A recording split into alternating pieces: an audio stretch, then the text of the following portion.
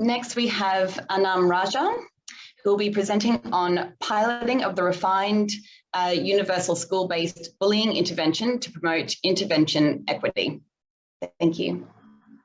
Hello everyone, my name is Anam and I am a second year PhD student in Public Health and Policy at NSHTM. So we know that approximately 1/4 of UK school-age students are regularly involved in school bullying as victim, perpetrator, or both. The risk of being victimized is patterned by student characteristics, and there are negative impacts on health outcomes from school age into late adulthood.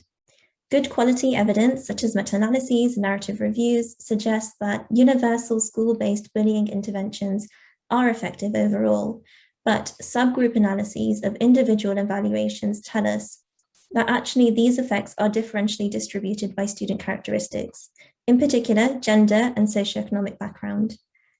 Given that some students disproportionately experience bullying more than others, and that those universal interventions have differential effects, this suggests that actually our attempts to intervene may inadvertently be increasing existing health inequalities or inequities and need to be refined, so outcomes are more equitably promoted across the student population. Theories of intervention inequity and social processes in schools suggests that the way that schools and teachers engage students in intervention implementation, so the way that activities are delivered by teachers and received by students, can be harnessed to minimize inequity.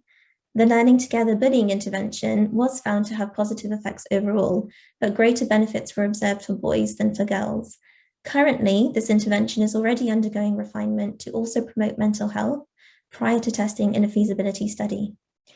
So the aim of my thesis is to guide further refinement through 3 research streams: a systematic review of evidence of subgroup effects and factors that may explain these. So for example, the intervention reach, where certain students engaged over others. The second study is some new subgroup analysis of the Learning Together trial data set to explore if other student characteristics, for example, ethnicity, moderate the effectiveness of the intervention. These are both underway, and they're preparation for my main study, which will use qualitative research methods in the form of focus groups with school staff, students, and intervention facilitators taking part in the feasibility study.